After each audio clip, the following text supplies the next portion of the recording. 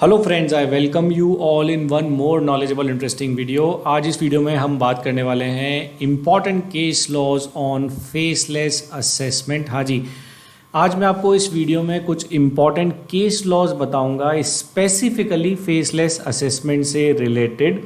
हाँ जी, अगर आपका कोई केस पेंडिंग है या फिर आप फेसलेस असेसमेंट के दौरान अपनी असेसमेंट करवा रहे हैं या फिर मैटर आगे अपील में जा चुका है, तो ये केस लॉज जो हैं वो आपके बहुत ज़्यादा काम आ सकते हैं। तो आइए देखते हैं कुछ इंपॉर्टेंट केस लॉज। हाँ जी, इस वीडियो में हम सिर्फ और सिर्फ हाई कोर्ट्स के केस लॉज की बात करने वाले हैं जो कि स्पेसिफिकली फेसलेस असेसमेंट से रिलेटेड केस लॉज हैं।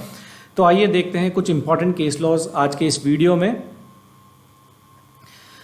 सबसे पहला केस लॉ है renew power private limited versus national e assessment centre Delhi का। दिल्ली हाई कोर्ट का केस लॉ है। हाँ जी, 10 मई 2021 को जो है वो डिलीवर किया गया है। क्या मैटर था इस केस लॉ में? हाँ जी, क्या इशू इन्वॉल्व था? Order passed before the time prescribe for filing the reply. ये एक इम्पॉर्टेंट मैटर था और आपको मैक्सिमम फेसलेस असेसमेंट्स में जो है ये प्रॉब्लम दिख जाएगी कि जो प्रिस्क्राइब टाइम लिमिट होती है रिप्लाई फाइल करने की, कभी कभी ऐसा होता है कि हमारे पास असेसमेंट ऑर्डर उस प्रिस्क्राइब टाइम लिमिट से पहले ही आ जाता है from national e assessment centre. हाँ जी, तो यहाँ पे वैलिडिटी ऑफ असेसमेंट जो है वो चैलेंज की गई। यहाँ पे violation of principles of natural justice जो है वो भी एक ग्राउंड था इन दिस केस, जहाँ पर जो है असेसमेंट ऑर्डर पास कर दिया गया before time limit prescribe for filing the reply from assessee. तो ऑनरेबल दिल्ली हाई कोर्ट ने क्या डिसीजन दिया ये देखते हैं। There shall be a stay on the operation. सबसे पहले तो हाई कोर्ट ने स्टे लगाया ऑपरेशंस पे of the impugned assessment order of the disputed assessment order as well as notice of demand under section 156। देखिए कितना इंटरेस्टिंग है ये। यहाँ पे जो नोटिस ऑफ डिमांड इशू हुआ अंडर सेक्शन 156 उस पर भी स्टे लगा दिया गया। मतलब अब जो है डिपार्टमेंट मतलब अपनी जो रिकवरी प्रोसीडिंग्स हैं वो इनिशिएट अभी नहीं कर सकता। डिमांड पर जो स्टे है वो दिल्ली हाई कोर्ट ने लगा दिया है। And the notice initiating penalty proceedings under section 270A of the act, जो 270A की जो पेनल्टी प्रोसीडिंग्स हैं उस पर भी स्टे लगा दिया गया है। मतलब कि ऑल टुगेदर पूरी की पूरी प्रोसीडिंग्स जो हैं, एक तो जो असेसमेंट ऑर्डर की जो ऑपरेशंस हैं वो स्टे कर दी गई हैं, 156 का नोटिस जो है उस पर स्टे लगा दिया गया, और जो पेनल्टी प्रोसीडिंग्स हैं सेक्शन 270A की उस पर भी स्टे ग्रांट कर दिया गया है। और मैटर क्या था? मैटर ये था कि जो असेसमेंट ऑर्डर है वो पहले इशू कर दिया गया था prescribe time limit for filing of reply से। नेक्स्ट असेसमेंट ऑर्डर देखते हैं। Ekambaram Sukumaran versus the income tax officer, Madras high court का ये केस है, डेटेड 27 अप्रैल 2021। इसी से एक रिलेटेड केस लॉ है केकेबी नट्स प्राइवेट लिमिटेड। ये दिल्ली हाई कोर्ट का केस लॉ है। ये आया है 10 मई 2021। यहाँ पे मैंने इन दोनों को क्लब इसलिए कर दिया क्योंकि दोनों में मैटर सिमिलर है और दोनों में जजमेंट जो है वो भी लगभग सिमिलर दी गई है। Order pass before the time prescribe for filing the reply, validity of assessment and violation of principle of natural justice. हाँ जी, ये भी एक इम्पॉर्टेंट मैटर है। ये सेम मैटर है जो अभी अपन ने इस पहले वाली पीपीटी में डिस्कस किया। इससे पहले यहाँ पे भी सेम मैटर इन्वॉल्व था। यहाँ पे डिसीजन क्या दिया गया by high courts? The impugned order is the set aside. सबसे पहले तो इम्पंस्ड ऑर्डर जो है वो सेट असाइड किया गया। The petitioner will file its response to show cause notice dated 19 March 2021 within a period of 2 weeks from today। जो petitioner है वो अपना रिप्लाई जो है शो कोज नोटिस का वो फाइल करेगा within 2 weeks from today, मतलब from this date of order of high courts. And the assessment shall be completed de novo. De novo means as new within a period of 6 weeks from today. हाँ जी, और national e assessment centre को within 6 weeks जो है वो अपनी assessment complete करनी पड़ेगी आफ्टर हियरिंग द पेटिशनर। हाँ जी, तो रिलीफ जो पेटिशनर चाह रहा था हाई कोर्ट्स ने उनको दिया फेसलेस असेसमेंट के दौरान।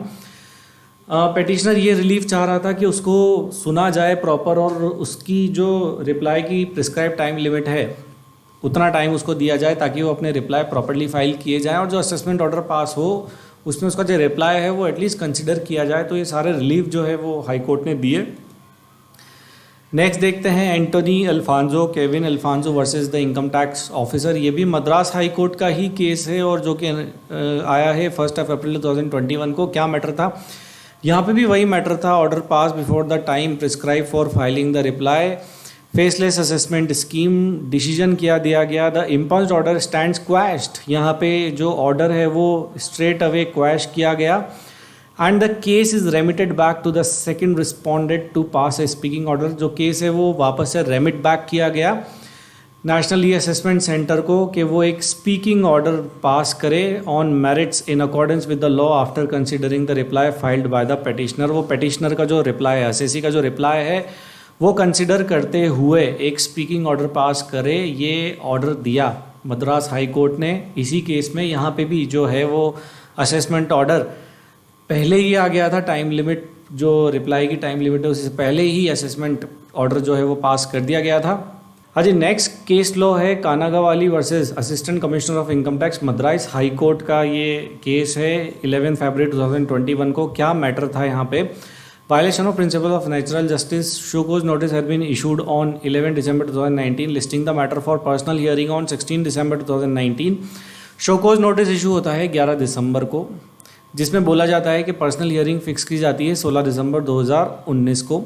However, the same has been served only subsequent to the time of personal hearing। हाँ जी, ये इंटरेस्टिंग बात देखिए कि आप ये जो शो कोज नोटिस है जो 11 दिसंबर 2019 को इशू किया गया, वो सर्व होता है, वो पहुंचता है एसएससी के पास 16 दिसंबर 2019 के बाद।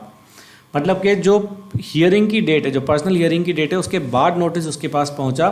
And there has been no opportunity of hearing extended to the petitioner. मतलब अपॉर्चुनिटी ऑफ हियरिंग जो है वो प्रॉपर्ली पेटिशनर को नहीं मिली। यहाँ पे जो नोटिस 11 दिसंबर 2019 को इशू किया गया था वो एसएससी के पास पहुँचता है 16 दिसंबर 2019 के बाद। और नोटिस में लिखा हुआ है कि पर्सनल हियरिंग की डेट जो है वो 16 दिसंबर 2019 के बाद है। So it is a clear case of denial of जिसको अपन बोलते हैं प्रिंसिपल्स ऑफ नेचुरल जस्टिस। तो कोर्ट ने क्या डिसीजन दिया? The impugned order is set aside.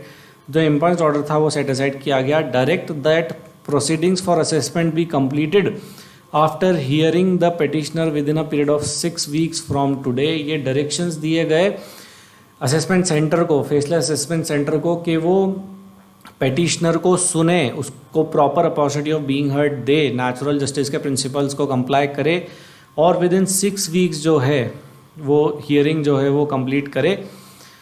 हाँ जी, नेक्स्ट देखते हैं Alcatel Lucent India limited versus national e assessment centre.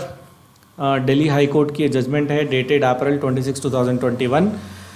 क्या मैटर इन्वॉल्व था यहाँ पे? Violation of provisions of the act, final assessment order passed erroneously even while the title of the order reads as draft assessment order under section 143 read with section 144C।